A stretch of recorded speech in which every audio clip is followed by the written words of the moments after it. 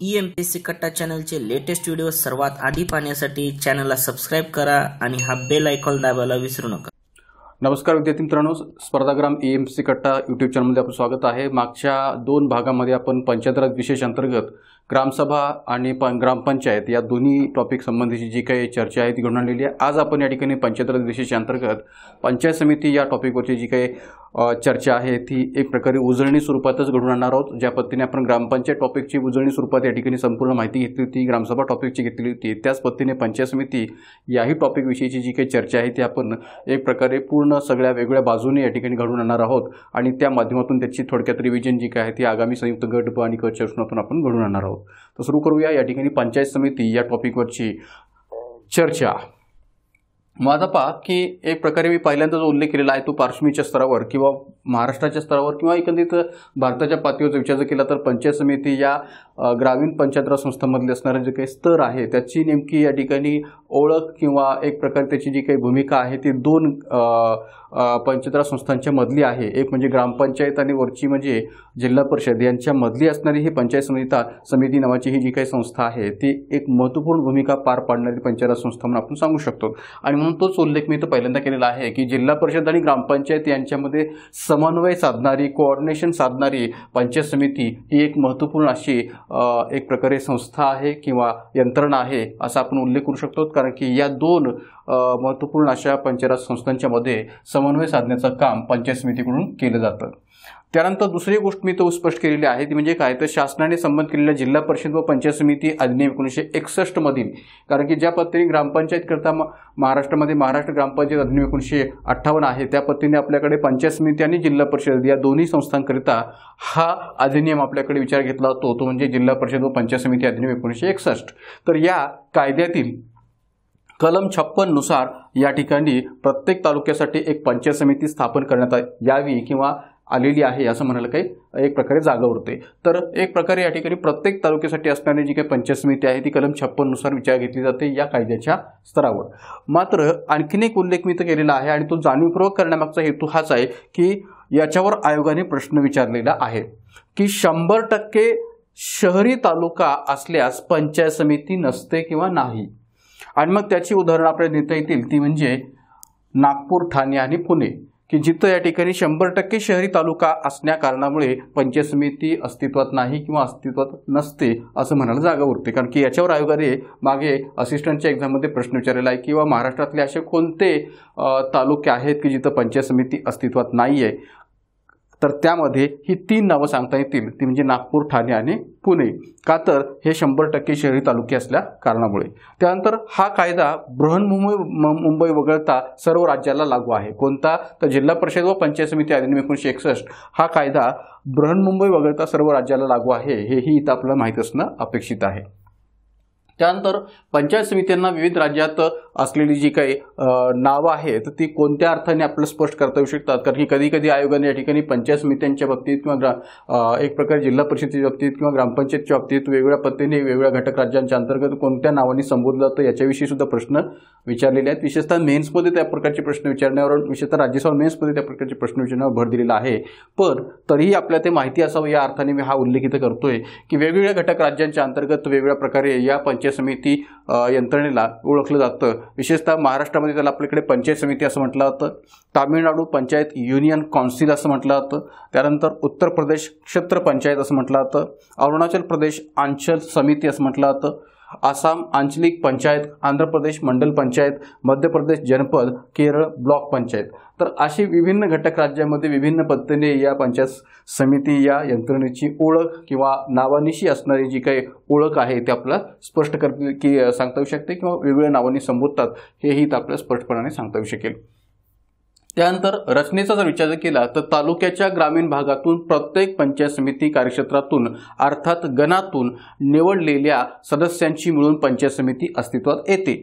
म्हणजे आता पहा की एक प्रकारे पंचायत समितीचे एकंदरीत जर आपण रचनात्मक स्वरूप जर पाहिलं तर त्या ठिकाणी ग्रामीण भागातून पंचायत समिती क्षेत्रातून हा जो उल्लेख आहे तो महत्त्वपूर्ण आहे। का कारण की तालुक्याच्या ग्रामीण भागातून असणारं जे काही प्रतिनिधित्व आहे ते प्रतिनिधित्व या पंचायत समिती कार्यक्षेत्रामध्ये आपल्याला पाहायला मिळतं आणि त्याला गण या अर्थाने संबोधलं जातं आणि अशा या गणातून निवडलेल्या सदस्यांची मिळून ती पंचायत समिती तयार झालेली असते असं म्हणायला काही हरकत नाहीये। तर या अर्थाने या ठिकाणी याची रचनात्मक स्वरूप आपल्याला स्पष्ट करता येईल। गणरचनेचा जर आपण विचार केला की जी गणरचना निवडणुकीची प्रोसेस सुरू होण्याच्या आधीची पूर्वतयारी म्हणून पाहिली जाऊ शकते, तर अशा प्रकारची या तालुक्यातील गणाच्या पातळीवर असलेली गणरचना कशी विचारात घेतली जाते किंवा त्या दृष्टिकोनातून एक प्रकारे निवडणुकीची पूर्वतयारी कशा पद्धतीने केली जात असते याच्याही पातळीवर थोडक्यात आपण प्रकाश टाकूया की तालुक्याच्या एकूण लोकसंख्येमधून नगरपालिका व इतर शहरी कार्यक्षेत्रात राहणारी लोकसंख्या वजा केली जाते। म्हणजे तालुक्याच्या एकूण लोकसंख्येमधून नगरपालिका व इतर शहरी कार्यक्षेत्रात कोणत्या नगरपालिका आणि इतर शहरी कार्यक्षेत्रात राहणारी लोकसंख्या वजा केली जाते का? कारण की पंचायत समिती ही ग्रामीण पंचायत राज संस्थेचा भाग आहे आणि तिथं ग्रामीण जनतेतून निवडून दिले जाणारे प्रतिनिधी जे काय ते जाणारे असतात आणि त्यामुळे या ठिकाणी शहरी क्षेत्राचा विचार इथं करण्याची गरज नाहीये आणि म्हणून शहरी लोकसंख्याचा विचार जो आहे तो न करता किंवा शहरी लोकसंख्या वजा करता या पंचायत समितीमध्ये असणारं जे काही प्रतिनिधित्व आहे ते विचार घेण्याची गरज असते आणि म्हणून तोच उल्लेखित आपल्याला पाहायला मिळतो की तालुक्याच्या एकूण लोकसंख्येमधून नगरपालिका व इतर शहरी कार्यक्षेत्रात राहणारी लोकसंख्या वजा केली जाते आणि तालुक्याच्या निव्वळ ग्रामीण भागात राहणारी लोकसंख्या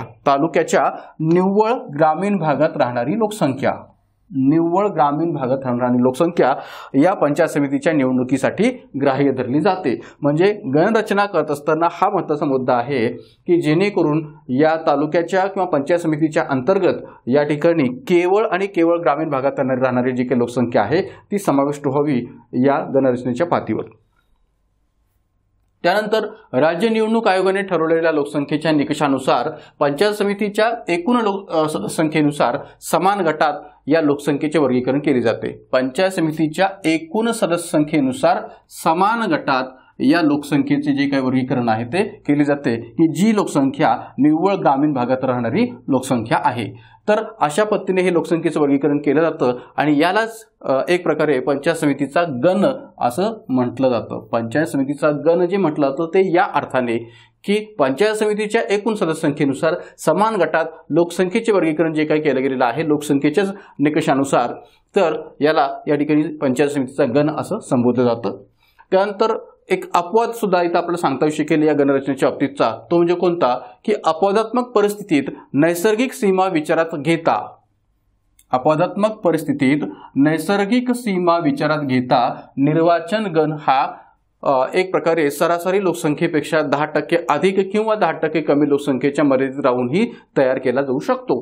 म्हणजे एक प्रकारे लोकसंख्येच्या निकषानुसार पंचायत समितीच्या गणाची रचना हे निश्चितपणे आपल्याला सांगता येऊ शकेल, पण कधी कधी अपवादात्मक परिस्थितीमध्ये नैसर्गिक सीमा सुद्धा विचारात घेणं अपेक्षित राहतं आणि नैसर्गिक सीमा विचारात घेऊन निर्वाचन गण हा सरासरी लोकसंख्येपेक्षा 10% अधिक किंवा 10% कमी लोकसंख्येच्या मर्यादेत राहून सुद्धा तयार केला जाऊ शकतो। म्हणजे अपवादात्मक परिस्थितीमध्ये नैसर्गिक सीमा विचारात घेणं हाही प्रकार इथं स्पष्ट करता येऊ शकेल।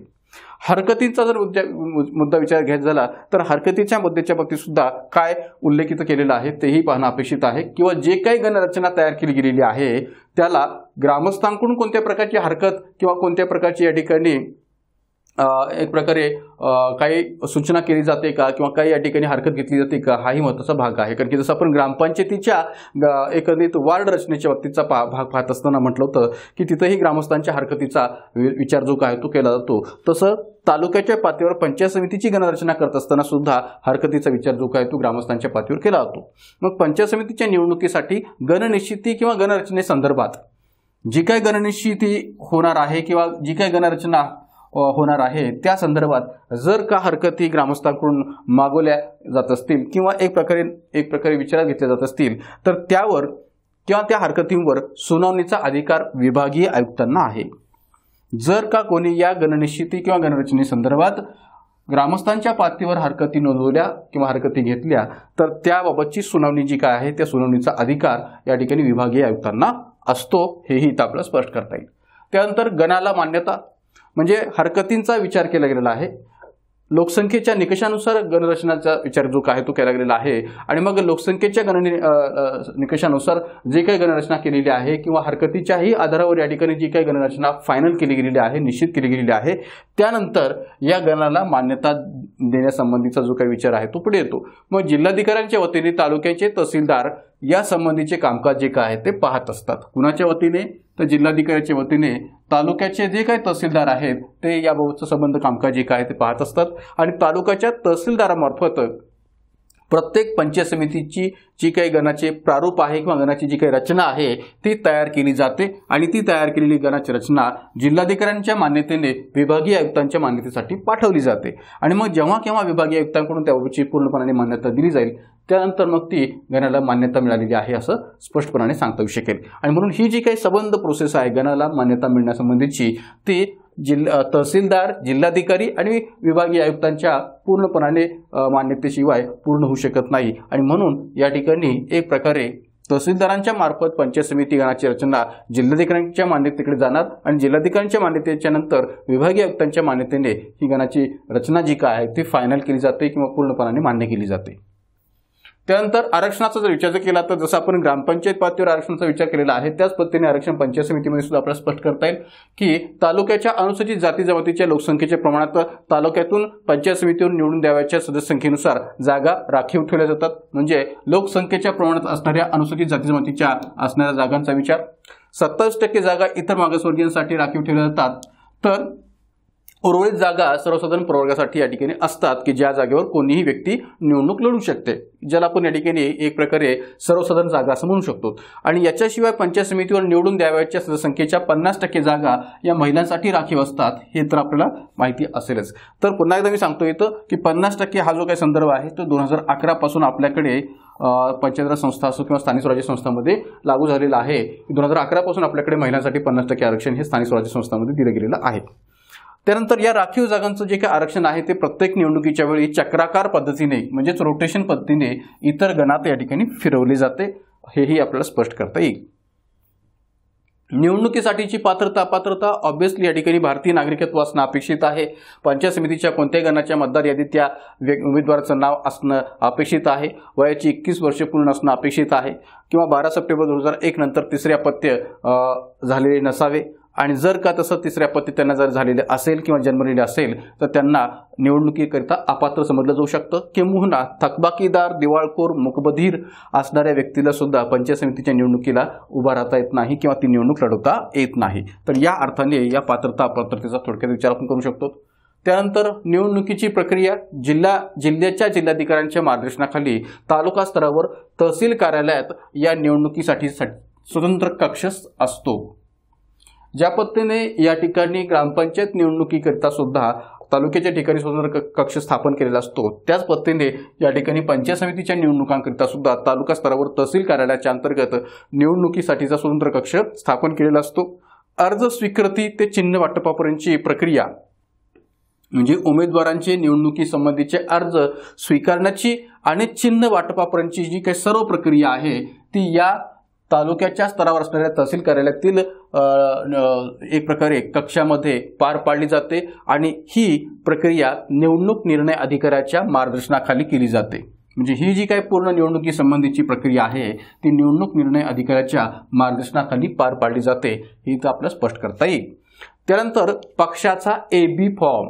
आता बाकी एक लक्षात घ्या की बहुतांश विद्यार्थ्यांना याबाबतची माहिती नसावी पण आपल्याकडे जेव्हा राजकीय पक्षाकडून एखादा उमेदवार फॉर्म भरत असतो किंवा अर्ज भरत असतो तेव्हा त्याला पक्षाचा AB फॉर्म जो आहे तो भरून देणं हे अपेक्षित असतं. त्या अर्थाने हा उल्लेख इथं मी केलेला आहे की जे उमेदवार राज्य निवडणूक आयोगाने मान्यता दिलेल्या राष्ट्रीय वा प्रादेशिक पक्षाकडून आपली उमेदवारी अर्ज भरत आहेत, जे उमेदवार राज्य निवडणूक आयोगाने मान्यता दिलेल्या राष्ट्रीय व प्रादेशिक पक्षांकडून आपली उमेदवारी पंचायत समिती निवडणुकीसाठी दाखल करतायत त्या उमेदवारांनी पक्षाचा अधिकृत उमेदवार म्हणून संबंधित राष्ट्रीय व प्रादेशिक पक्षाचा अधिकृत उमेदवार म्हणून मान्यता असलेला AB फॉर्म अर्जासोबत भरणे गरजेचे असते. EB फॉर्म अर्जासोबत भरणे गरजेचे असते. म्हणजे जे संबंधित उमेदवार ज्या राष्ट्रीय किंवा प्रादेशिक पक्षाकडून या ठिकाणी अर्ज दाखल करतोय, अर्ज देतोय, अशा अधिकृत उमेदवाराने त्या राजकीय पक्षाच्या मान्यतेसंबंधीचा जो काही EB फॉर्म आहे तो अर्जासोबत भरणे आवश्यक असते. त्यानंतर निवडणूक खर्चाची मर्यादा, जसं आपण ग्रामपंचायतीच्या निवडणूक खर्चाच्या मर्यादेचा सुद्धा विचार या ठिकाणी केलेला आहे.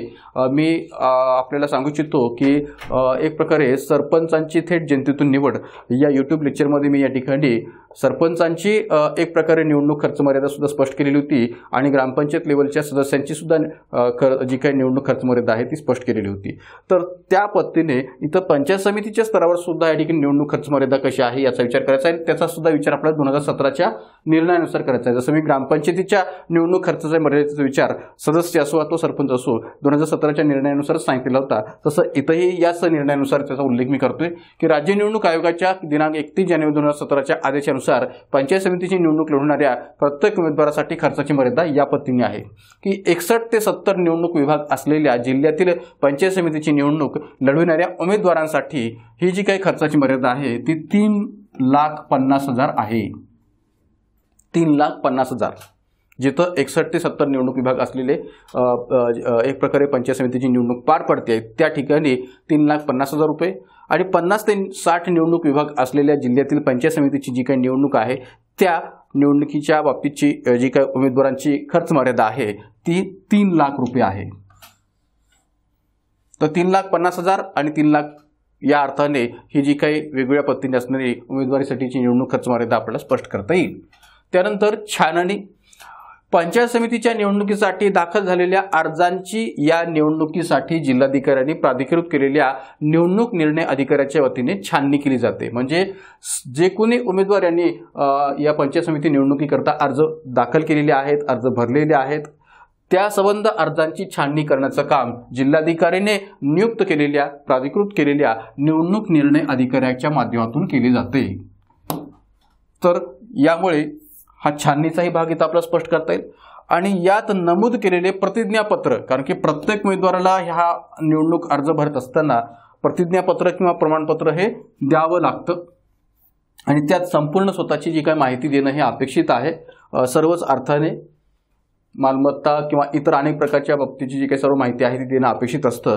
तर हे जे काही प्रतिज्ञापत्र किंवा प्रमाणपत्र त्यांना या निवडणूक अर्जावर देणं अपेक्षित आहे ते जर का अपुरं असेल तर त्या उमेदवाराचा जो काही अर्ज आहे तो अवैध ठरवला जातो. जर का उमेदवाराकडून दिलं जाणारं प्रतिज्ञापत्र किंवा प्रमाणपत्र हे अपुरं जर असेल, पूर्ण जर नसेल तर संबंधित उमेदवाराचा जो काही अर्ज आहे तो अवैध ठरवला जाऊ शकतो. तर मित्रांनो एक लक्षात घ्या की ज्या पद्धतीने या ठिकाणी या संबंध पंचायत समितीच्या टॉपिकचा मी सिक्वेन्स ठेवलेला आहे तो सिक्वेन्स बघता यातून आपल्याला हेच लक्षात घ्यायचं आहे की या ठिकाणी पंचायत समितीच्या बाबतीची ही जी काही पूर्ण प्रोसेस आहे म्हणजे पंचायत समिती क्रिएट होण्यासंबंधीची जी काही प्रोसेस आहे त्या दृष्टिकोनातून आपली ही जी काही संबंध माहिती आहे ती आपण पाहतोय आणि एक प्रकारे पंचायत समितीच्या बरखास्तीच्या पातळीवर पंचायत समितीच्या नियंत्रणाच्या पातळीवर आपल्याला ती पूर्ण करायची आहे. तर त्यामुळे या ठिकाणी एक प्रकारे छाननीचा संदर्भ इथं आपल्याला देता येईल. त्यानंतर माघार, कारण की जे कोणी उमेदवार या निवडणुकीकरता आपले निवडणूक अर्ज भरतायत त्यांना माघार घ्यायची असेल तर माघारी संबंधीची सुद्धा संधी दिली जाते. उमेदवारी अर्ज मागे घेण्यासाठी उमेदवारांना माघार घेण्यासंबंधीची एक मुदत असते. या मुदतीत निवडणूक आयोगाने निश्चित केलेल्या दिवशी, निवडणूक आयोगाने म्हणजे कोणत्या निवडणूक आयोगाने तर राज्य निवडणूक आयोगाने निश्चित केलेल्या दिवशी उमेदवारांना निवडणूक निर्णय अधिकाऱ्यांपुढे जाऊन अर्ज माघारीच्या अर्जावर, कोणत्या अर्जावर तर अर्ज माघारी घेण्याच्या अर्जावर स्वतः स्वाक्षरी करावी लागते की या निवडणुकीकरता मी जो काही अर्ज भरलेला आहे तो अर्ज मला माघारी घ्यायचा आहे आणि त्यासाठी जो काही अर्ज मी केलेला आहे त्या अर्जावर ही माझी स्वाक्षरी आहे आणि या अर्थाने मी या निवडणुकीतून माघार घेत आहे आणि म्हणून अर्ज माघारी घेण्याच्या अर्जावर स्वतःची स्वाक्षरी त्यांना करावी लागते एक प्रकारे निवडणूक अधिकाऱ्यापुढे जाऊन. मुदतीत माघार न घेणारे उमेदवार, जी काही मुदत या ठिकाणी राज्य निवडणूक आयोगाने या अर्ज माघारी घेण्यासाठी दिलेली आहे त्या मुदतीत जर का उमेदवारांनी आपले अर्ज माघारी घेतले नाहीत तर त्या उमेदवारांना पंचायत समिती गणातील निवडणूक लढवणारे अंतिम उमेदवार असे समजले जाते. ऑब्वियसली जर का उमेदवारांनी आपले अर्ज माघारी घेतला नाही तर ऑब्व्हियसली त्यांना या ठिकाणी पंचायत समिती निवडणुकीतील गणातील अंतिम उमेदवार असं या ठिकाणी संबोधणं योग्य आहे. त्यानंतर चिन्ह वाटप. ज्या उमेदवारांना एखाद्या पक्षाने अधिकृत उमेदवारीबाबतचा AB फॉर्म दिलेला असेल त्या उमेदवाराला राज्य निवडणूक आयोगाने राष्ट्रीय व प्रादेशिक पक्षांसाठी आरक्षित केलेले चिन्ह या निवडणुकीसाठी दिली जाते. म्हणजे संबंधित राजकीय पक्षाचं जे काही चिन्ह आहे त्यांना ते दिलं जातं. का तर त्यांनी त्या पक्षातर्फे दिलेला जो काही या ठिकाणी उमेदवारीबाबतचा AB फॉर्म आहे तो भरलेला असतो आणि म्हणून संबंधित उमेदवाराला राज्य निवडणूक आयोग जे काय आहे ते त्या राष्ट्रीय किंवा प्रादेशिक पक्षांसाठीचं असणारं आरक्षित चिन्ह जे आहे ते देऊन टाकतं. पण उर्वरित उमेदवारांना म्हणजे जे कोणत्याही राजकीय पक्षाकडून किंवा एक प्रकारे कोणत्याही राष्ट्रीय किंवा प्रादेशिक पक्षांकडून त्यांनी उमेदवारीचा अर्ज भरलेला नाहीये अशा उर्वरित उमेदवारांना राज्य निवडणूक आयोगाने मान्यता दिलेल्या निवडणूक चिन्हांपैकी उपलब्ध असलेले निवडणूक चिन्ह पंचायत समिती निवडणुकीसाठी दिले जाते. म्हणजे इथं या ठिकाणी एक प्रकारे स्वतः राज्य निवडणूक आयोग जे काय आहे ते मान्यता दिलेल्या निवडणूक चिन्हांपैकीच एखादं चिन्ह त्या उमेदवारांना एक प्रकारे देत असतं आणि तेच निवडणूक चिन्ह घेऊन त्यांना पंचायत समितीची निवडणूक जी काय ती लढवावी लागते. मतदान व निकाल. पंचायत समितीच्या निवडणुकीसाठी EVMचा वापर आपल्याकडे केला जातो आणि ऑब्व्हियसली मी जसं ग्रामपंचायत या एक प्रकारे टॉपिकमध्ये किंवा यूट्यूब लेक्चरमध्ये स्पष्ट केलं होतं की 2013 पासून आपल्याकडे या स्थानिक स्वराज्य संस्थांच्या निवडणुकीच्या अंतर्गत नोटा याचा वापर जो काय आहे तो स्टार्ट झालेला आहे किंवा सुरू झालेला आहे. नन ऑफ द अबाव किंवा नकाराधिकाराचा वापर जो काय तो सुरू झालेला आहे आणि एक प्रकारे महाराष्ट्र हे पंचायत संस्थांच्या अंतर्गत नोटाचा वापर करणारं पहिलं घटक राज्य आपल्याला स्पष्ट करता येईल. तर इथं या ठिकाणी EVMचा वापर या ठिकाणी या निवडणुकीसाठी केला जातो. मतदान पार पडल्यानंतर निवडणूक आयोगाने निश्चित केलेल्या दिवशी जिल्हाधिकाऱ्यांनी मान्यता दिलेल्या तालुक्याच्या ठिकाणी मतमोजणी केली जाते. जिल्हाधिकाऱ्यांनी मान्यता दिलेल्या तालुक्याच्या ठिकाणी मतमोजणी केली जाते कारण की ऑब्व्हियसली त्या तालुक्याच्या ठिकाणी या निवडणूक प्रक्रियेकरिता असणारं स्वतंत्र कक्ष जे काय ते स्थापन केलेलं असतं आणि म्हणून निवडणूक आयोगाने निश्चित केलेल्या दिवशी जिल्हाधिकाऱ्यांनी मान्यता दिलेल्या तालुक्याच्या ठिकाणी ही मतमोजणी केली जाते. मतमोजणीद्वारे पंचायत समितीच्या गणातून विजयी झालेल्या उमेदवाराला जिल्हाधिकारी आणि राज्य निवडणूक आयोगाने प्राधिकृत केलेल्या अधिकाऱ्यामार्फत प्रमाणपत्र दिले जाते. जे कोणते उमेदवार या निवडणुकीमध्ये विजयी झालेले असतील त्यांना अशा प्रकारचं प्रमाणपत्र किंवा विजयी झालेल्या संबंधीचं जे काही प्रमाणपत्र आहे ते निवडणूक आयोगाने प्राधिकृत केलेल्या किंवा जिल्हाधिकाऱ्याने प्राधिकृत केलेल्या एक प्रकारे अधिकाऱ्याच्या माध्यमातून दिले जाते. त्यानंतर पंचायत समितीवरचं नियंत्रण. आता पहा की ऑब्व्हियसली मी जसं मगाशी सुरुवातीला म्हटलं की पंचायत समिती हा जो काही स्तर आहे तो ग्रामपंचायत आणि जिल्हा परिषद यांच्यामधला स्तर आहे आणि यातला या ठिकाणी आपण तिन्ही पंचायत संस्थांचा जर संदर्भ पाहिला तर सर्वात खालचा स्तर आहे ग्रामपंचायत, मधला स्तर आहे पंचायत समिती आणि सर्वोच्च स्तर जो आहे तो म्हणजे जिल्हा परिषद. तर ऑब्व्हियसली बाय हेरार्की जर आपण पाहिलं तर जिल्हा परिषदेचं पंचायत समितीवरचं असणारं नियंत्रण हे स्वाभाविक आहे. पंचायत समितीचं ग्रामपंचायतीवरचं असणारं नियंत्रण हे सुद्धा स्वाभाविक आहे. तर त्यामुळे इथं पंचायत समितीवरचं हे जे काही नियंत्रण आहे ते जिल्हा परिषदेच्या माध्यमातून कशा पद्धतीने ठेवलं जातं याचाही संदर्भ आपण इथं थोडक्यात घेऊया. मग आता पहा की त्रिस्तरीय पंचायत व्यवस्थेत जिल्हा परिषद ही सर्वोच्च असल्या कारणामुळे साहजिकच ती जिल्हा परिषद ग्रामपंचायत यांच्या समन्वयाची भूमिका पार पाडणाऱ्या पंचायत समितीवर नियंत्रण ठेवते. म्हणजे एक प्रकारे जिल्हा परिषद आणि ग्रामपंचायत यांच्या समन्वयाची भूमिका ज्या पंचायत समितीकडून पार पाडली जाते त्या पंचायत समितीवर या ठिकाणी जिल्हा परिषद जी काय ते नियंत्रण ठेवते. आणि ती नियंत्रण ठेवत असताना या कायद्याच्या कोणत्या कलमानुसार नियंत्रण ठेवते तर महाराष्ट्र जिल्हा परिषद व पंचायत समिती अधिनियमाच्या कलम 108(1) नुसार जिल्हा परिषदेचं हे जे काही नियंत्रण आहे ते पंचायत समितीवर असतं. म्हणून जर का आपल्याला एक्झाममध्ये प्रश्न असा विचारला गेला की जिल्हा परिषद ही पंचायत समितीवर या कायद्याच्या कोणत्या कलमानुसार या ठिकाणी नियंत्रण ठेवत असते तर कलम 108(1) नुसार या ठिकाणी हे जे काही नियंत्रण आहे ते जिल्हा परिषदेमार्फत पंचायत समितीवर ठेवलं जातं. त्यामुळे जिल्हा परिषदेच्या मार्गदर्शनाखाली म्हणजे ऑब्व्हियसली जिल्हा परिषदेच्या मार्गदर्शनाखाली पंचायत समितीला जे काही कामं आहेत ती करणं अपेक्षित आहेत, जे काही या ठिकाणी कार्य आहेत ती करणं अपेक्षित आहेत. मग ती कोणती कार्य या ठिकाणी जिल्हा परिषदेच्या मार्गदर्शनाखाली पंचायत समितीला पार पाडावी लागतात याचा संदर्भ इथं आपण पाहूया की विविध विकास कामांची अंमलबजावणी करणे, विकास कामांचे जे काही प्रस्ताव आहेत ते मंजुरीसाठी जिल्हा परिषदेकडे पाठविणे, कारण की ऑब्व्हियसली जिल्हा परिषद हा पंचायत समितीच्या वरचा स्तर आहे, सर्वोच्च स्तर आहे, त्यामुळे विकास कामांचे प्रस्ताव मंजुरीसाठी जिल्हा परिषदेकडे पाठवणे हे अपेक्षित आहे. प्रस्ताव मंजूर झाल्यावर ग्रामपंचायतीला व वैयक्तिक लाभार्थ्यांना यांची माहिती देणे, कर्मचाऱ्याच्या वर नियंत्रण ठेवणे, जिल्हा परिषदेकडून आलेल्या निधीचे ग्रामपंचायतींना वितरण करणे. कारण की इथं पुन्हा एकदा आपल्याला लक्षात येईल की जिल्हा परिषद आणि ग्रामपंचायत यांच्यामध्ये जी काही समन्वयाची भूमिका पंचायत समितीकडून पार पाडली जाते ती या कार्यातून स्पष्ट होते की जिल्हा परिषदेकडून आलेल्या निधीचे जे काही वितरण आहे ते ग्रामपंचायतींना करण्याचं काम पंचायत समितीला करावं लागतं, कारण की पंचायत समिती हा एक मधला स्तर आहे या कारणामुळे.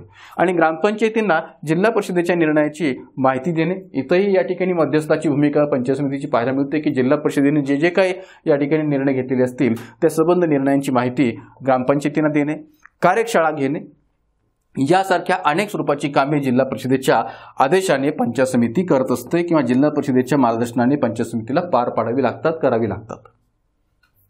त्यानंतर पंचायत समिती सदस्यांचा असणारा कार्यकाल. तर ऑब्व्हियसली आपल्याला पुन्हा एकदा संदर्भ घ्यावा लागेल तो या कायद्याचा की महाराष्ट्र पंचायत समिती अधिनियम 1961च्या कलम 59 नुसार, महाराष्ट्र जिल्हा परिषद व पंचायत समिती अधिनियम 1961च्या कलम 59 नुसार सार्वत्रिक निवडणुकीद्वारे निवडून आलेल्या पंचायत समिती सदस्यांचा जो काही कार्यकाल आहे तो 5 वर्षांचा असतो. किती वर्षांचा? तर ऑब्व्हियसली या ठिकाणी 5 वर्षांचा असतो आणि तो पंचायत समितीच्या पहिल्या सभेपासून गणला जातो. हा जो काही कार्यकाल आहे तो पंचायत समितीच्या या ठिकाणी पहिल्या सभेच्या तारखेपासून या ठिकाणी ग्राह्य धरला जातो किंवा एक प्रकारे विचारात घेतला जातो. तर याच्यावर सुद्धा बऱ्याच वेळा प्रश्न आयोगाने विचारलेले आहे की एक प्रकारे हा जो काही कार्यकाल आहे तो कधीपासून गणला जातो, तर पंचायत समितीच्या पहिल्या सभेच्या तारखेपासून हा जो काही कार्यकाल आहे तो गणला जातो किंवा ग्राह्य धरला जातो. सदस्यांचा असणारा राजीनामा महाराष्ट्र पंचायत समिती अधिनियम 1961च्या कलम 60 नुसार पंचायत समिती सदस्याला आपला जो काही राजीनामा आहे किंवा आपल्या पदाचा जो काही कार्यकाल आहे तो संपण्यापूर्वी जर राजीनामा द्यायचा असेल तर तो राजीनामा पंचायत समितीच्या सभापतींकडे द्यावा लागतो.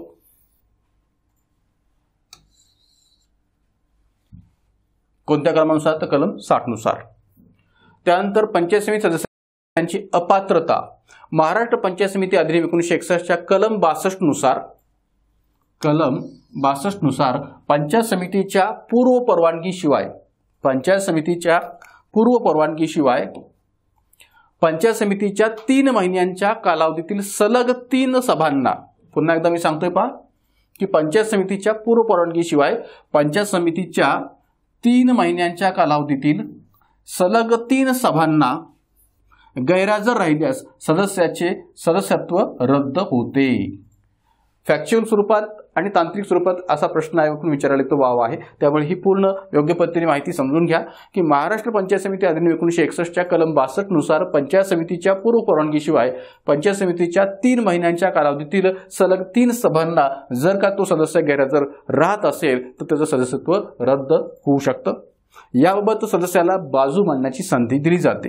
आता पहा की मागच्या ग्रामपंचायतच्याही टॉपिकमध्ये तुम्हाला मी स्पष्ट केलं होतं की सदस्य असो, सरपंच असो, उपसरपंच असो किंवा इथंही या ठिकाणी एक प्रकारे पंचायत समिती सदस्य असो, या प्रत्येकांना जर का त्यांना पदावरून दूर करण्याच्या दृष्टीने जर काही कृती होत असेल, कारवाई होत असेल तर अशा वेळेस या ठिकाणी आपली बाजू मांडण्याची जी काही संधी आहे ती दिली जाते. ऑब्व्हियसली या बाजू मांडण्याच्या संधीतून नैसर्गिक न्यायाचं तत्व आपल्याला पाहायला मिळतं की एक प्रकारे या ठिकाणी भारतीय राज्यघटनेमध्ये ज्या पद्धतीने कलम 21चा जर आपण विचार केला मूलभूत हक्कांमध्ये की जिथं नैसर्गिक न्यायतत्वाचा विचार मांडला गेलेला आहे, किंवा Maneka Gandhi versus Union of India याही खटल्यामध्ये नैसर्गिक न्यायतत्वाचा विचार जो काय तो सर्वोच्च न्यायालयाच्या माध्यमातून उपस्थित केला गेला होता. तर अशा या नैसर्गिक न्यायतत्वाचा विचार इथंही या ठिकाणी ठेवला जातो की त्यांना, या सदस्यांना आपली बाजू मांडण्याची संधी दिली जाते. तर एक प्रकारे इथं ही संधी दिली जाते आणि याविषयी सदस्यांनी अपील केल्यास, म्हणजे या सदस्यत्व रद्द करण्याच्या दृष्टिकोनातून जर का सदस्यांनी अपील केला असेल तर अशा प्रकारचं अपील केल्यास विभागीय आयुक्तांना, या बाबतचा अपील केल्यास विभागीय आयुक्तांना 90 दिवसांच्या आत निर्णय द्यावा लागतो. कारण की जो काही सदस्य आहे तो सदस्य या दृष्टिकोनातून विभागीय आयुक्तांकडे अपील करू शकतो आणि विभागीय आयुक्तांना हे अपील आल्यानंतर एक प्रकारे 90 दिवसांच्या आत याबाबतचं जे काय निर्णय आहे तो निर्णय द्यावा लागतो. तर या संबंध ज्या काही फॅक्च्युअल गोष्टी आहेत त्याही आपण लक्षात घ्या की अपील कुणाकडे या ठिकाणी केलं जाऊ शकतं आणि किती केल्यानंतर ते किती दिवसांच्या आत निर्णय देऊ शकतात आणि एक प्रकारे या ठिकाणी कोणत्या कलमानुसार त्यांना कोणत्या बाबतीत या ठिकाणी सदस्यत्व रद्द होण्याची प्रोसेस होते. त्यानंतर सभापतीसाठी आरक्षण. पंचायत समितीच्या सभापती पदासाठी अनुसूचित जाती, अनुसूचित जमाती, इतर मागासवर्गीय व महिला यांच्यासाठी आरक्षणाची तरतूद आहे. अनुसूचित जाती, अनुसूचित जमाती, इतर मागासवर्गीय आणि महिला या सर्वांसाठी या पदाच्या दृष्टीने आरक्षणाची तरतूद आहे. राज्यातील पंचायत समिती सभापती पदांपैकी, राज्यातील पंचायत समिती सभापती पदांपैकी, मी पदांपैकी अनेक वचनी उल्लेख इथं केलेला आहे की जी काही एकूण राज्यातील पंचायत समितीची सभापती पदं आहेत या सबंध पदांपैकी अनुसूचित जाती व अनुसूचित जमाती प्रवर्गाकरिता राज्यातील अनुसूचित जाती व अनुसूचित जमाती यांच्या लोकसंख्येच्या प्रमाणात, म्हणजे जर का या ठिकाणी अनुसूचित जाती आणि अनुसूचित जमातींकरता या सभापती पदांपैकी एखादं पद या ठिकाणी राखीव ठेवायचं असेल तर तिथं राज्यातील अनुसूचित जाती आणि जमातींची जी काही लोकसंख्या आहे ती लोकसंख्या विचारात घेतली जाते आणि त्या लोकसंख्येच्या प्रमाणात ही जी काही राखीव पद आहे ते त्या अनुसूचित जाती जमातींकरता विचार घेतला जातं. इतर मागासवर्गीय प्रवर्गाकरता 27% आरक्षणाची तरतूद आणि महिलांकरता 50% पदे जी काही ती राखीव ठेवली जातात. मग हे जे काही या ठिकाणी लोकसंख्येच्या प्रमाणात 27% आणि महिलांकरता 50% ही जी काही राखीव ठेवली जाणारी पदं आहेत ती या तिन्ही कॅटेगरीनुसार या ठिकाणी आरक्षणाच्या स्तरावर विचारात घेतली जातात. संविधानातील आरक्षणाची तरतूद ही किमान 33% किंवा एक प्रकारे 1/3 या अर्थाने विचार घेतली गेलेली आहे या विशेषतः महिलांकरता. मात्र या ठिकाणी मी जसं मागाशी म्हटलं की 2011 मध्ये महाराष्ट्राच्या अंतर्गत स्थानिक स्वराज्य संस्थांमध्ये महिलांना 50% आरक्षण जे काय ते जाहीर केलेलं आहे त्यानुसार 50% आरक्षण जे काय ते त्यांना ठेवलं जात असतं. उपसभापतीसाठी आरक्षण नसते. बहुतांश विद्यार्थ्यांना हे लक्षात येत नाही की आपल्याकडे या पंचायत राज संस्थांमध्ये किंवा स्थानिक स्वराज्य संस्थांमध्ये पदाधिकारी ज्यांना संबोधलं जातं त्याच दृष्टिकोनातून या ठिकाणी त्यांना जे काही आरक्षण आहे ते विचार घेतलं गेलेलं आहे. आणि पदाधिकाऱ्यामध्ये कोण येतं तर ग्रामपंचायत स्तरावर सरपंच येतात आणि एक प्रकारे पंचायत समिती स्तरावर सभापती येतात आणि जिल्हा परिषद स्तरावर अध्यक्ष येतात. तर सरपंच, सभापती आणि अध्यक्ष यांनाच फक्त या ठिकाणी आरक्षण असतं. इतर कोणत्याही प्रकारच्या उपसरपंचाला, उपसभापतीला किंवा उपाध्यक्षाला आरक्षण नसतं आणि म्हणून हा जाणीवपूर्वक इथं उल्लेख आहे की उपसभापतीत्वासाठी आरक्षण नसते. सभापती, उपसभापती यांची जी काही निवड आहे ती निवडीची प्रक्रिया नेमकी कशी चालते याचाही संदर्भ आपण इथं पाहूया. महाराष्ट्र पंचायत समिती अधिनियम 1961च्या कलम 64 नुसार पंचायत समितीच्या सभापती उपसभापती निवडीसाठी पंचायत समितीत नवनिर्वाचित सदस्यांच्या बैठकीचं आयोजन केलं जातं. कारण की ऑब्व्हियसली ह्या सभापती पदाची जी काही निवड आहे ती पंचायत समितीच्या एक प्रकारे सदस्यांच्या माध्यमातून केली जाणार असते आणि म्हणून या ठिकाणी त्यावेळच्या बैठकीचं आयोजन जे काय ते केले जाते. महाराष्ट्र पंचायत समिती अधिनियम 1961च्या कलम 67 नुसार, कारण की बैठकीचं आयोजन जे काय आहे ते कलम 64 नुसार या ठिकाणी या निवडीकरता केलं जातं हे बरोबर आहे. पण कलम 67 नुसार जिल्हाधिकाऱ्यांनी प्राधिकृत केलेले प्रांताधिकारी दर्जाचे अधिकारी या निवडीसाठी निवडणूक निर्णय अधिकारी म्हणून कामकाज पाहतात.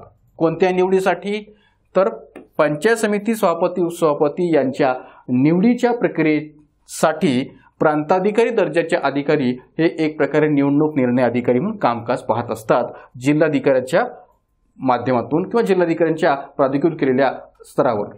तर इथं 2-3 गोष्टी महत्त्वाच्या आहेत. की पंचायत समितीच्या सभापती उपसभापतींची निवड जी काय ती कलम 67 नुसार विचार घेतली जाते आणि जिल्हाधिकाऱ्यांनी प्राधिकृत केलेला प्रांताधिकारी दर्जाचा जो काही अधिकारी आहे तो या निवडणुकीच्या अंतर्गत निवडणूक निर्णय अधिकारी म्हणून कामकाज पाहत असतो. या दोन्ही पदांसाठी अर्ज भरणे,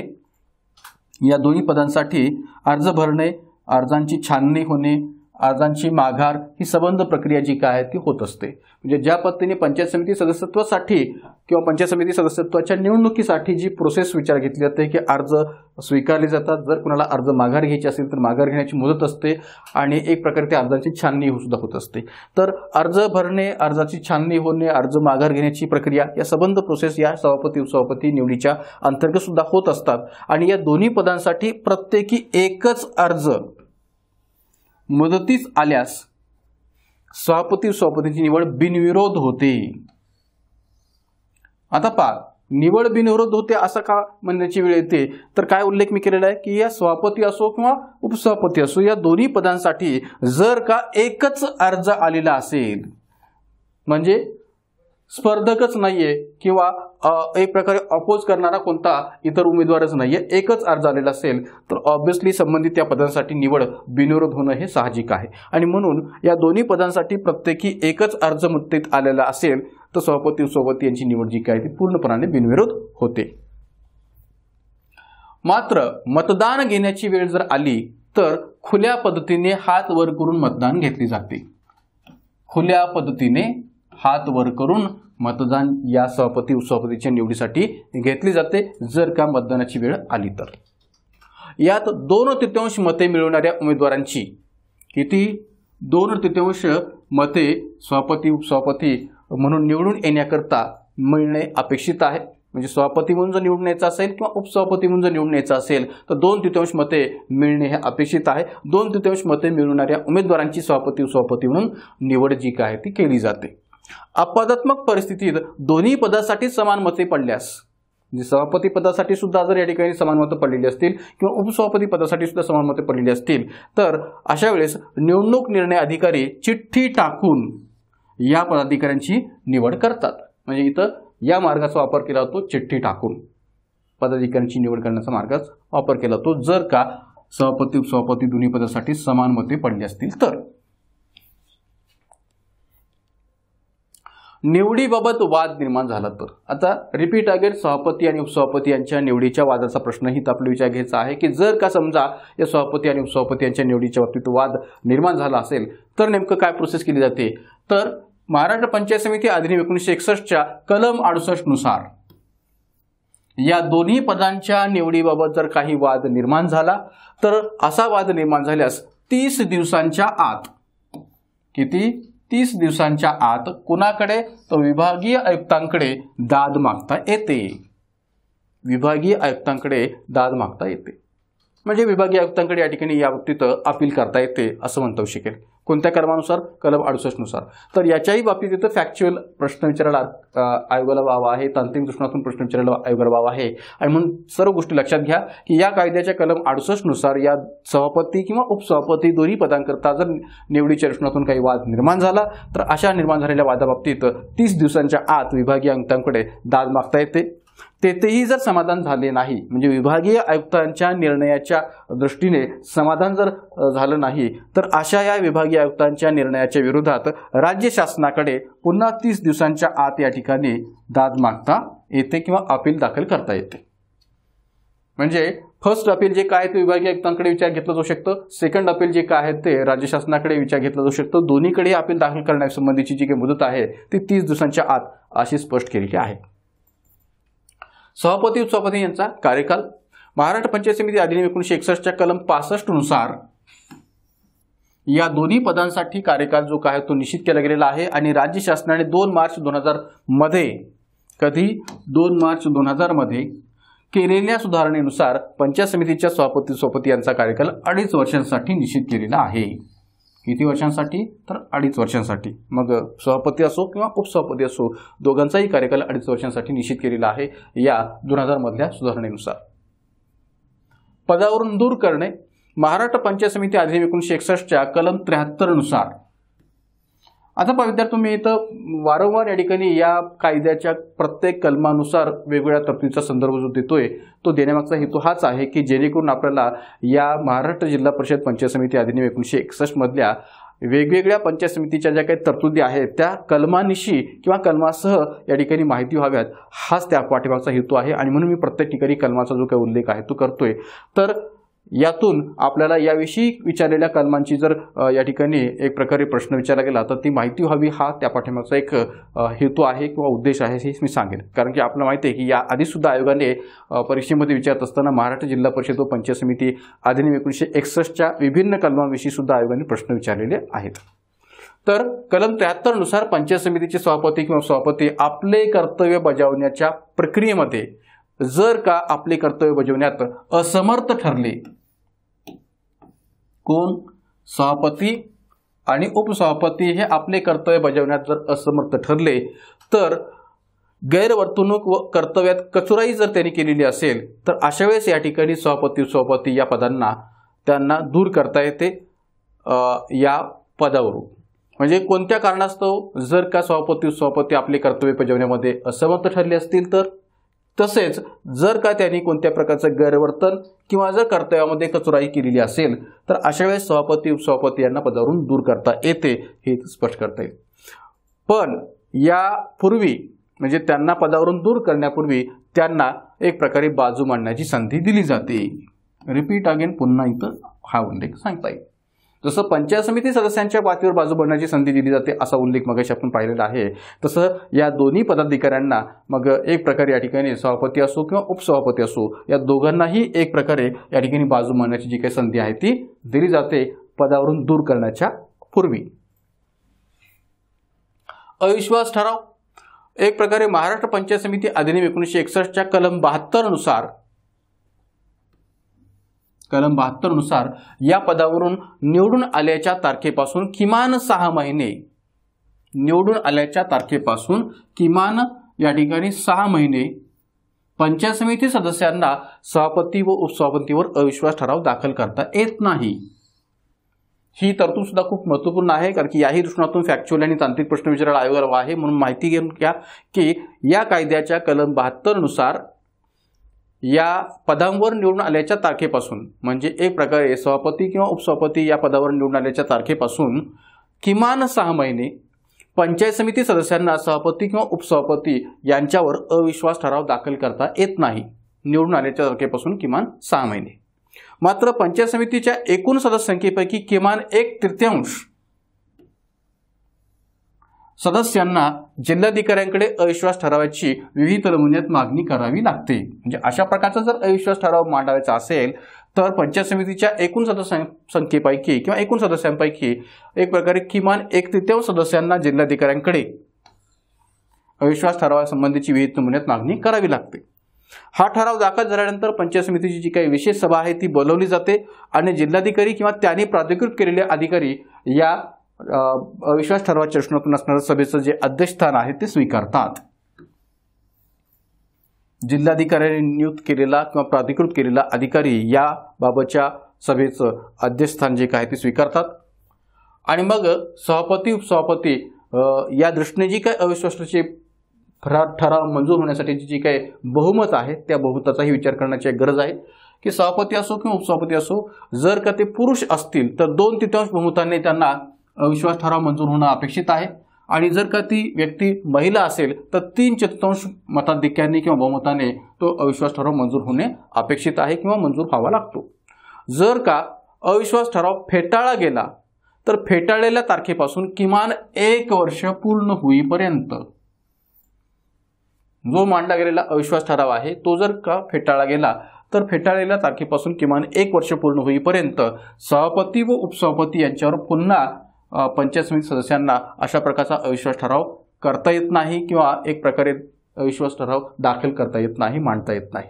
तर ही पण एक फॅक्च्युअल गोष्ट आहे की जी आपण लक्षात ठेवण्याची गरज आहे की किती कालावधीपर्यंत तो अविश्वास ठराव पुन्हा मांडता येत नाही तर किमान 1 वर्ष पूर्ण होईपर्यंत. पदाचा राजीनामा महाराष्ट्र पंचायत समिती अधिनियम 1961च्या कलम 71 नुसार पंचायत समितीच्या सभापतींना आपला राजीनामा स्वतःच्या सहीने म्हणजे सभापतींना आपला जो काही राजीनामा आहे तो स्वतःच्या सहीने जिल्हा परिषद अध्यक्षांकडे द्यावा लागतो. म्हणजे सभापती जे काय आहे ते जिल्हा परिषदेच्या अध्यक्षाकडे आपला राजीनामा देत असतात तर उपसभापतींना आपला राजीनामा पंचायत समिती सभापतींच्याकडे द्यावा लागतो. जे काय उपसभापती आहेत ते आपला राजीनामा पंचायत समितीच्या सभापतीकडे या ठिकाणी देत असतात.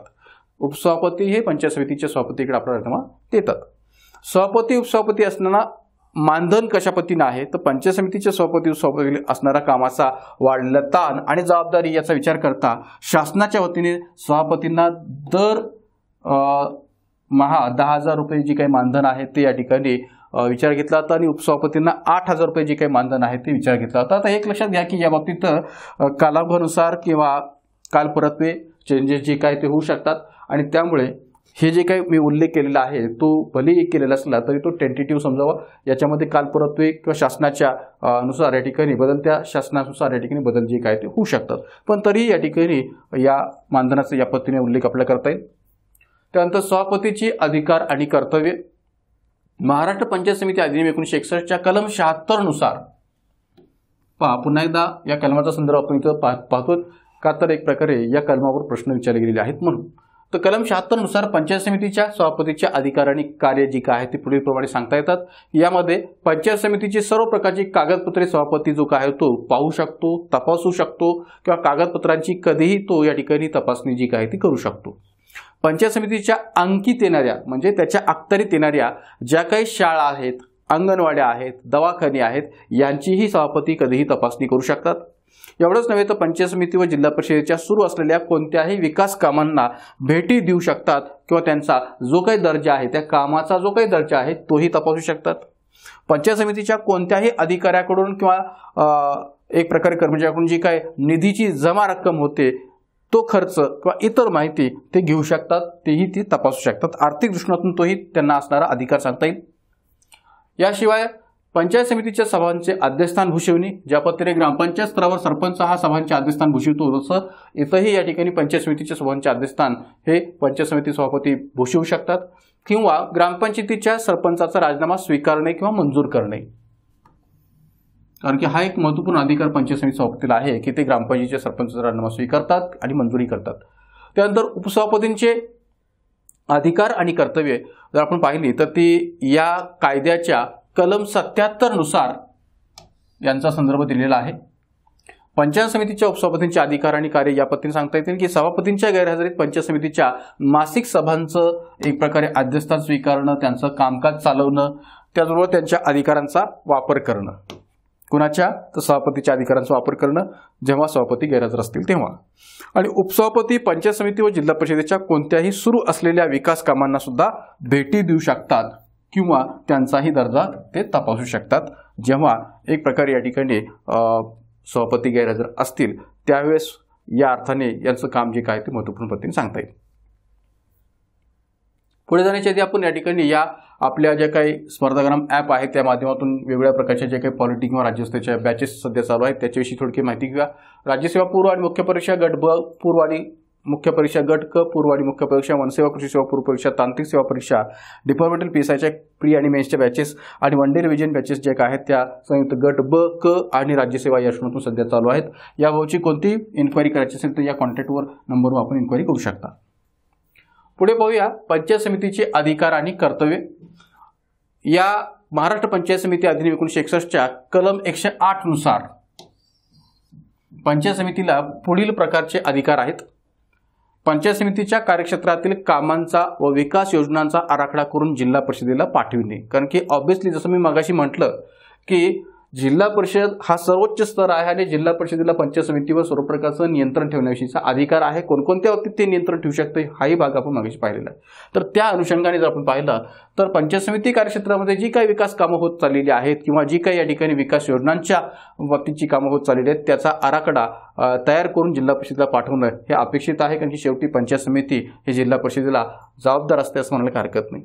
जिल्हा परिषदेच्या आदेशानुसार कामकाज करणे, विकास कामे अंमलात आणणे आणि त्यांच्यावर देखरेख ठेवण्याचं काम सुद्धा या ठिकाणी पंचायत समितीला पार पाडावं लागतं. म्हणजे पहा की इथंही जिल्हा परिषदेच्या आदेशानुसार हा उल्लेख केलेला आहे की मुला एक प्रकारे पहिल्याही आपण कार्याचा उल्लेख जर पाहिला तर जिल्हा परिषदेला पाठविणे असा उल्लेख केलेला आहे. म्हणजे तिथं प्रत्येक ठिकाणी जिल्हा परिषदेच्या मार्गदर्शनाखाली पंचायत समितीला कार्य करणं हे अपेक्षित आहे.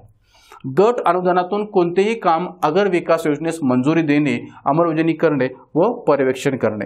म्हणजे जे काही गटाच्या स्तरावर या ठिकाणी मिळणारं अनुदान आहे त्या अनुदानाच्या पातळीवर कोणत्याही प्रकारची जे काही विकास योजना आहे त्या विकास योजनेला मंजुरी देऊन त्याची अंमलबजावणी घडवून आणणे आणि त्याचं पर्यवेक्षण करण्याची जबाबदारी सुद्धा या पंचायत समितीला पार पाडावी लागते. कलम 101 नुसार दुसऱ्या अनुसूचीतील नमूद केलेल्या विषयांसाठी पंचायत समितीला वाजवी तरतुदी करण्याचा अधिकार आहे. म्हणजे या कायद्याच्या कलम 101 नुसार याच कायद्यातील दुसऱ्या अनुसूचीमधील नमूद केलेल्या संबंध विषयांसाठी पंचायत समितीला वाजवी तरतुदी करण्याचा सुद्धा अधिकार दिला गेलेला आहे.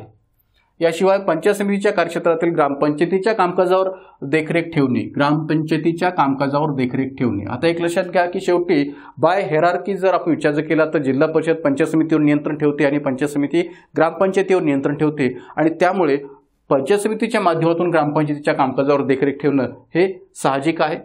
शासन व जिल्हा परिषदेमार्फत पंचायत समितीकडे ग्रामपंचायतीसाठी आलेले अनुदान ग्रामपंचायतींना वितरित करणे का तर ऑब्व्हियसली राज्य शासनाच्या पातळीवर विभिन्न योजनांच्या दृष्टिकोनातून किंवा केंद्र शासनाच्या पातळीवर सुद्धा विभिन्न योजनांच्या दृष्टिकोनातून जे काही अनुदान या शासनाने जिल्हा परिषदेच्या माध्यमातून पंचायत समितीकडे येतं ते संबंध गावच्या पातळीवर असणाऱ्या ग्रामपंचायतींना वाटप करण्याचं काम हे पंचायत समितीचं असतं आणि त्या दृष्टीने त्यांना ते करावं लागतं।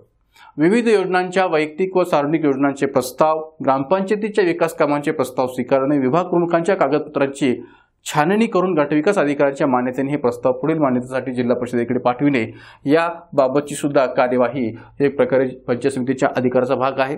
जिल्हा परिषदेने मंजूर केलेल्या लाभार्थ्यांना वैयक्तिक लाभाच्या वस्तूंचे मंजूर यादीप्रमाणे वाटप करणे। आता पहा, जिल्हा परिषदेने मंजूर केलेल्या लाभार्थ्यांना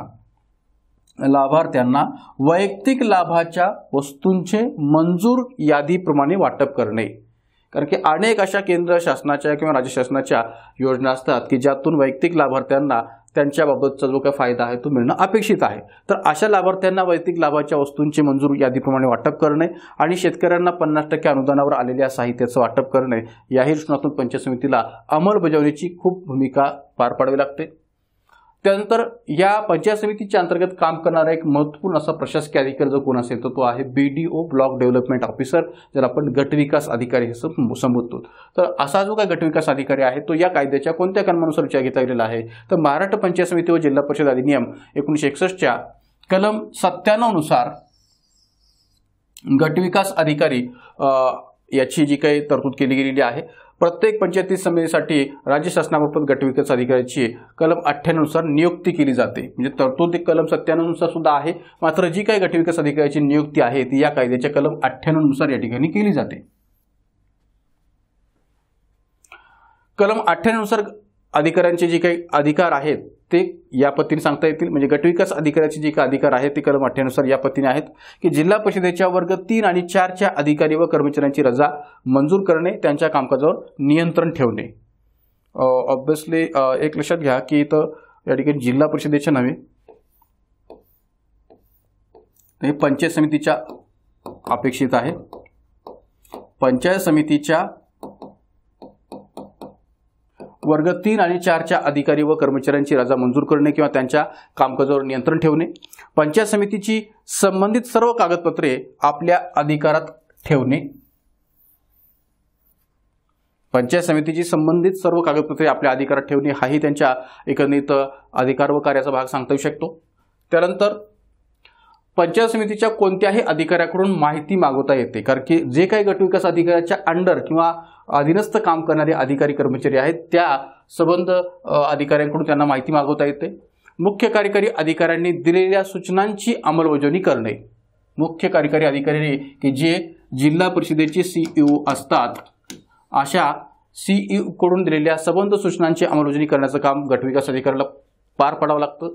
पंचायत समितीच्या अंकित येणाऱ्या शासकीय कर्मचाऱ्यांच्या मासिक बैठका घेणे, त्यांच्याकडून आवश्यक ती माहिती मागवणे, कारण की शेवटी गटविकास अधिकारी हा पूर्ण तालुक्याच्या स्तरावर पंचायत समितीचा एक प्रमुख प्रशासकीय अधिकारी आहे आणि त्यामुळे त्यांच्या कार्यालयात कार्य करणाऱ्या संबंध कर्मचाऱ्यांच्या बैठका घेऊन त्यांच्याकडून आवश्यक स्वरूपाची माहिती मागवणं हा त्यांचा अधिकाराचा भाग आहे। शासन व जिल्हा परिषदेच्या सर्व योजनांची माहिती, शासन निर्णय यांची माहिती बैठकीच्या वेळी कर्मचाऱ्यांना देणे की जेणेकरून या संबंध कर्मचाऱ्यांच्या माध्यमातून योग्य प्रकारे या ठिकाणी या शासन योजनांविषयीचं कामकाज जे काय ते पार पाडलं जावं या हेतूने या संबंध सर्व योजनांची माहिती जी काय ती शासन निर्णयाच्या स्तरावर बैठकीतल्या कर्मचाऱ्यांना देणं हे गरजेचं असतं।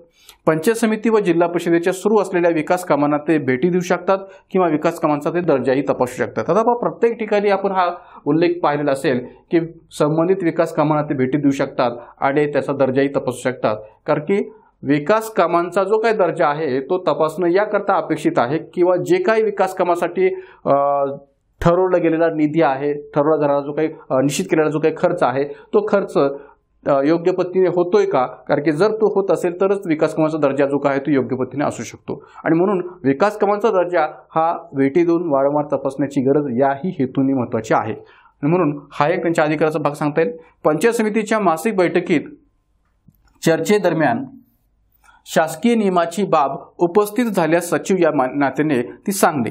आता पहा, पंचायत समितीच्या मासिक बैठकीत चर्चेदरम्यान, कारण की आपल्याला माहित असेल किंवा पंचायत समितीची जी काही बैठक आहे ते दर महिन्याला पार पडत असते. आणि मग अशा वेळेस या बैठकीच्या दरम्यान शासकीय नियमांची बाब उपस्थित जर निर्माण झाली असेल, कारण की शासकीय नियम म्हटलं की इथं तांत्रिक गोष्ट येते.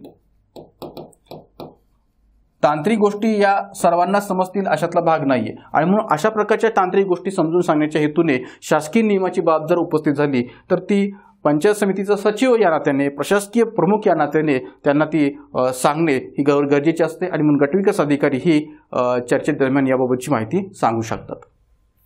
त्यानंतर शासनाचे वरिष्ठ अधिकारी, राज्य व केंद्रांचे मंत्री, खासदार हे तालुक्याच्या दौऱ्यावर आल्यानंतर पंचायत समितीच्या कामकाजाची माहिती देणे ही पण त्यांची एक महत्त्वपूर्ण जबाबदारी आहे. कारण की शेवटी एक प्रकारे ते तालुका स्तरावर किंवा पंचायत समिती स्तरावर एक महत्त्वपूर्ण प्रशासकीय अधिकारी म्हणून भूमिका बजावतायत.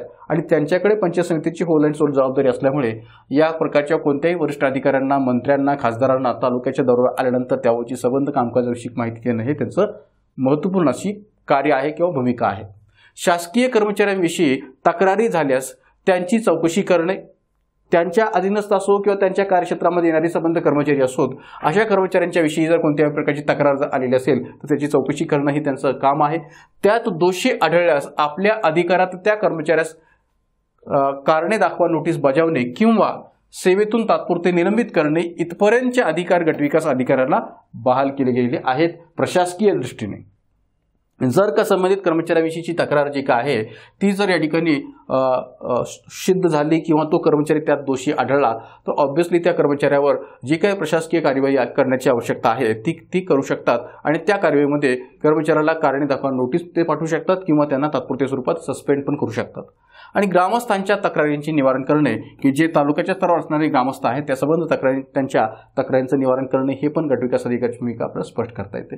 तर एकंदरीत आपण पाहिलं तर गटविकास अधिकाऱ्यांची ही जर आपण पहिल्यापासूनची जर आपण भूमिका जर पाहिली तर आपल्याला असं लक्षात येईल की या ठिकाणी कलम 98 नुसार गटविकास अधिकाऱ्यांना जी काही या ठिकाणी कामं करायचे आहेत किंवा जे काही अधिकार बहाल केले गेलेले आहेत त्यांच्या कार्याच्या अनुषंगाने ते खूप महत्त्वाचे आहेत. आणि त्यांची या पंचायत समितीच्या प्रशासकीय स्तरावर ही खूप महत्त्वपूर्ण भूमिका आपल्याला सांगता येते. त्यानंतर सहाय्यक गट विकास अधिकारी, ज्याला एक प्रकारे या ठिकाणी आपण गटविकास अधिकाऱ्यांना सहकार्य करणारा सहाय्यक गटविकास अधिकारी या अर्थाने आपण विचार घेऊ शकतो. तर एक लक्षात घ्या की याही बाबतची माहिती जनरली मुलांना नसते, तर त्याही दृष्टीतून हा संदर्भ आपण पाहतो. आणि जिल्हा परिषदेच्या स्तरावर सुद्धा असे इतर वेगवेगळ्या प्रकारचे जे काही अधिकारी आहेत ते कसे असतात याचाही संदर्भ आपण पाहूया. आणि पंचायत समिती स्तरावर सुद्धा इतर अधिकारी कोणते असतात त्यांचाही संदर्भ आपण पाहूया. तर आता पहा की पंचायत समितीच्या गटविकास अधिकाऱ्यावर वाढलेला जो काही कामाचा ताण आहे तो लक्षात घेता शासनाकडून प्रत्येक पंचायत समितीत एक सहाय्यक गटविकास अधिकाऱ्यांची, एका सहाय्यक गटविकास अधिकाऱ्यांची नियुक्ती करण्यात आलेली आहे किंवा केली जाते सध्याच्या स्तरावर, हेही आपल्याला स्पष्ट करता येईल. आणि म्हणून कामाच्या वाढत्या ताणाचा विचार करता या पदाची निर्मिती झालेली आहे हे यात स्पष्ट करता येईल.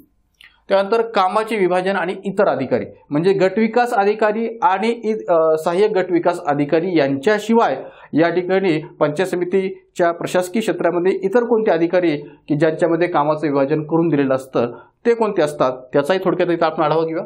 की पंचायत समितीचे कामकाज अधिक गतीने व्हावे, अधिक कार्यक्षम पद्धतीने व्हावे, अधिक गतीने व्हावे आणि कामकाजामध्ये सुसूत्रता यावी, योग्य पद्धतीने या ठिकाणी सुसूत्रता आणण्याच्या हेतूने सुद्धा एक प्रकारे पंचायत समितीचे जे काही अंकित विविध विभाग आहेत किंवा अखत्यारीत जे काही विविध विभाग आहेत ते वेगवेगळ्या अधिकाऱ्यांच्या माध्यमातून काम करत असतात. तर हे जे काही विविध विभाग निर्माण करण्यात आलेले आहेत त्यानुसार पशुसंवर्धन विभागासाठी तालुका पशुसंवर्धन अधिकारी हा असतो,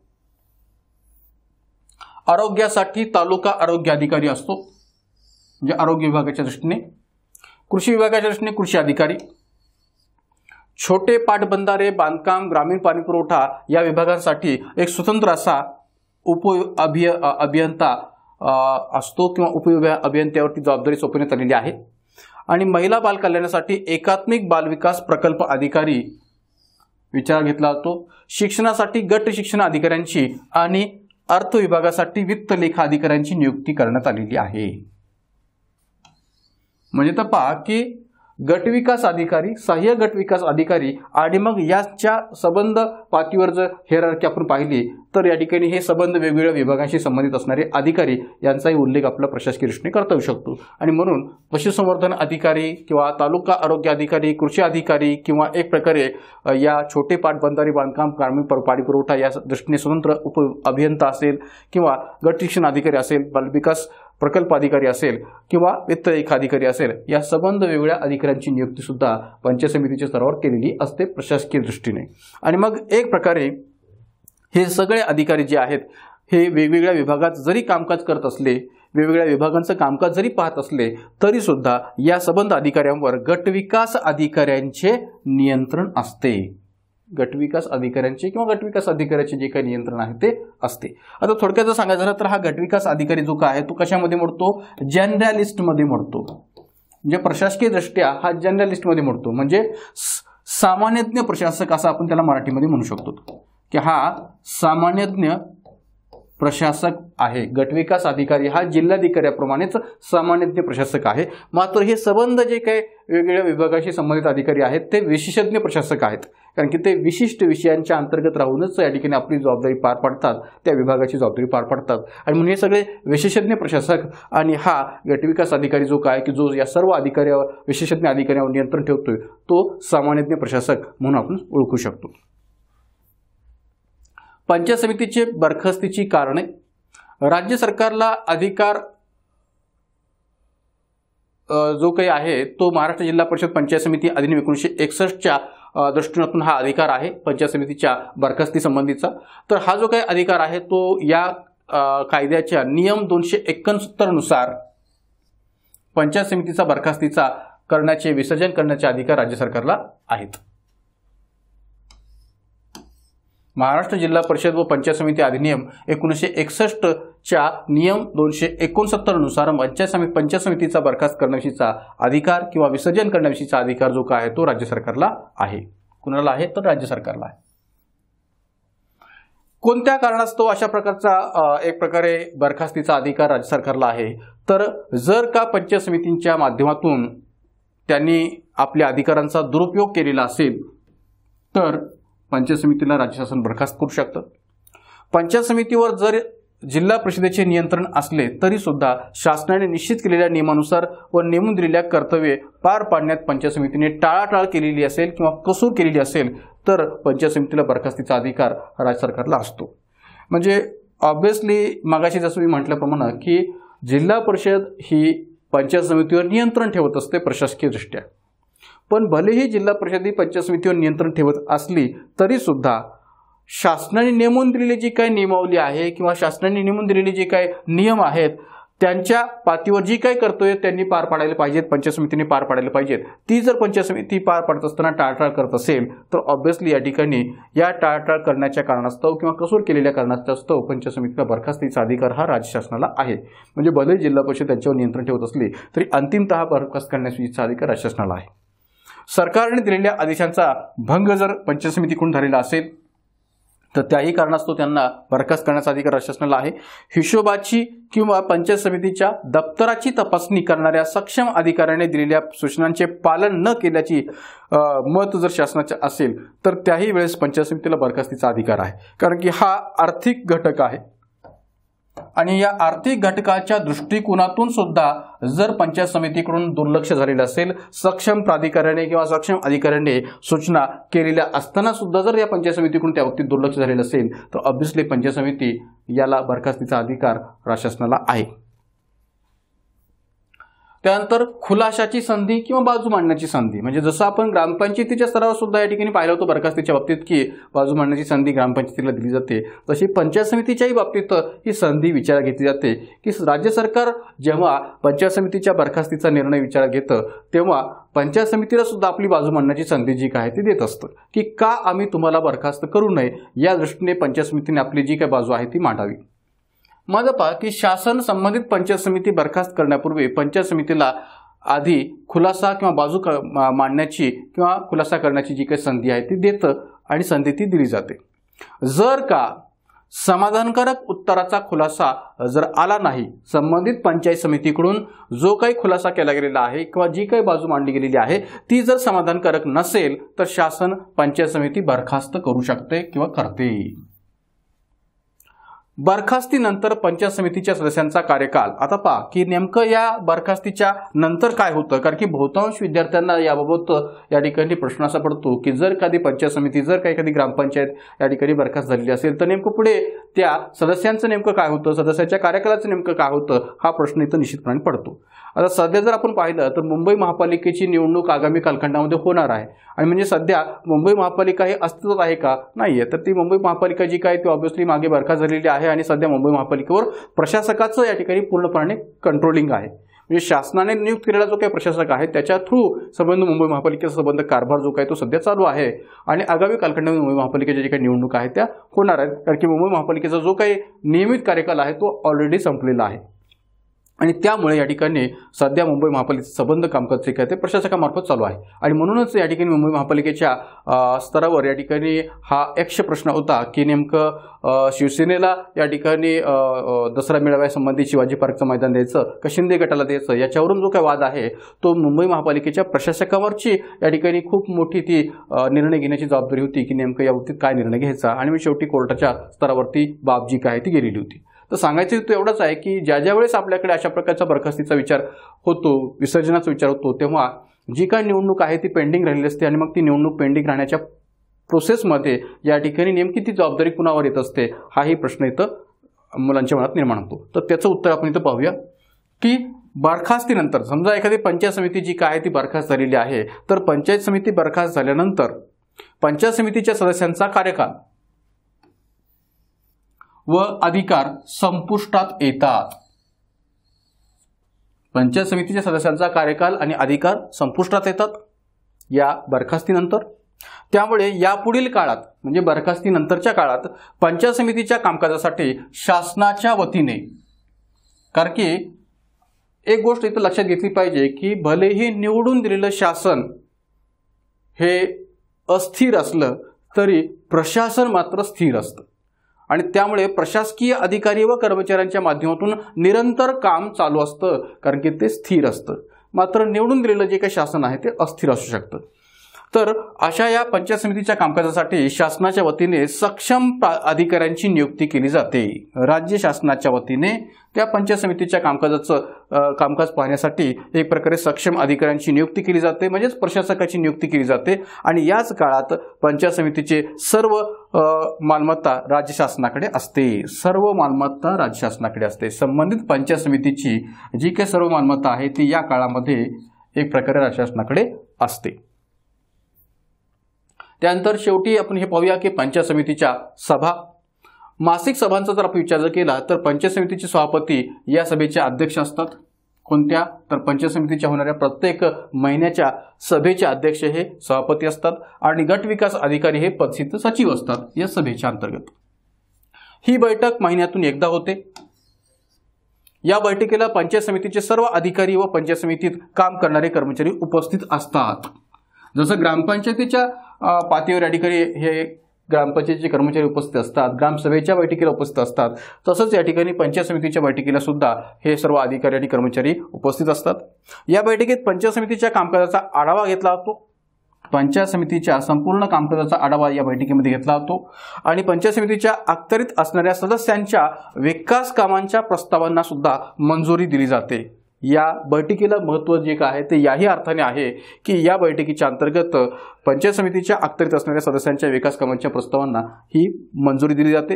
एवढंच नव्हे तर पंचायत समितीशी संबंधित कोणत्याही विषयाच्या कामकाजाचा आढावा जो आहे तो या बैठकीमध्ये घेतला जाऊ शकतो. कोणत्याही विषयाच्या कामकाजाचा आढावा या बैठकीमध्ये घेतला जाऊ शकतो. आमसभा जर आपण पाहिली तर या ठिकाणी मासिक सभेपेक्षा या आमसभेचं असणारं स्वरूप वेगळं आहे. तालुक्याच्या लोकप्रतिनिधींच्या अध्यक्षतेखाली, लोकप्रतिनिधींच्या, पंचायत समिती सदस्यांच्या नाही तर त्या तालुक्याच्या स्तरावर जे कोणी खासदार किंवा जे कोणी आमदार लोकप्रतिनिधी म्हणून निवडून गेलेले आहेत अशा लोकप्रतिनिधींच्या अध्यक्षतेखाली ही आमसभा वर्षातून एकदा घेतली जाते. वर्षातून एकदा ही जी काय आमसभा आहे ती वर्षातून एकदा घेतली जाते. या आमसभेचं आयोजन पंचायत समितीच्या सभापतींच्या वतीने केले जाते. आयोजन कोण करतं तर पंचायत समितीच्या सभापतींच्या वतीने या आमसभेचं आयोजन केलं जातं. या आमसभेला ग्रामपंचायतीचे पदाधिकारी व सर्व शासकीय कर्मचाऱ्यांना बोलवले जाते. म्हणजे जे कोणी ग्रामपंचायतीचे एक प्रकारे सरपंच आहेत, उपसरपंच आहेत, या पदाधिकाऱ्यांना या ठिकाणी त्याच्यामध्ये बोलवलं जातं. एवढंच नव्हे तर सर्व शासकीय कर्मचाऱ्यांना पण या ठिकाणी याच्यामध्ये बोलवलं जातं. आणि मग या बैठकीत एक प्रकारे कामकाजाचा आढावा घेतला जातो. घेतलेले निर्णय, लोकप्रतिनिधींनी केलेल्या सूचना जिल्हा परिषदेला सुद्धा कळवल्या जातात किंवा कळवाव्या लागतात. कारण की शेवटी पंचायत समिती याच्यावर जिल्हा परिषदेचं नियंत्रण आहे म्हणून. त्यानंतर पंचायत समितीवरचं जे काही नियंत्रण आहे ते थोडक्यात आपण शेवटी पाहूया की जिल्हा परिषद व पंचायत समितीचे ठराव निलंबित करण्याचा अधिकार विभागीय आयुक्तांना असतो. जिल्हा परिषद व पंचायत समितीचे ठराव निलंबित करण्याचा अधिकार विभागीय आयुक्तांना असतो. उपकराचा वाढ करण्याचा अधिकार विभागीय आयुक्तांना असतो. आणि पंचायत समिती विसर्जित करण्याचा अधिकार राज्य शासनास आहे, जसं मी मगाशी म्हटल्याप्रमाणे. तर अशा वेगवेगळ्या प्रकारच्या फॅक्च्युअल आणि तांत्रिक गोष्टींच्या माध्यमातून पंचायत समिती याही घटकाची जी काही चर्चा आहे ती विस्तृत पद्धतीने आपण घडून आणलेली आहे. आणि नेक्स्ट यूट्यूब लेक्चरमध्ये आपण जिल्हा परिषदेच्या अनुषंगाने सुद्धा याबाबतची जी काही चर्चा आहे ती घडून आणूया. तर एक प्रकारे पंचायत राज विशेषच्या अंतर्गत या ठिकाणी ग्रामसभा असो, ग्रामपंचायत असो किंवा पंचायत समिती असो, या प्रत्येक टॉपिकवरची चर्चा घडण्यामागचा एकच हेतू आहे की यातल्या अनेक फॅक्च्युअल आणि तांत्रिक गोष्टीवर आयोगाकडून जे प्रश्न विचारले जातात त्यावर संबंधाच्या उजळणी जी काय आहे ती व्हावी, हा हेतू त्या पाठीमागचा आहे. इथं आपण थांबूया. धन्यवाद.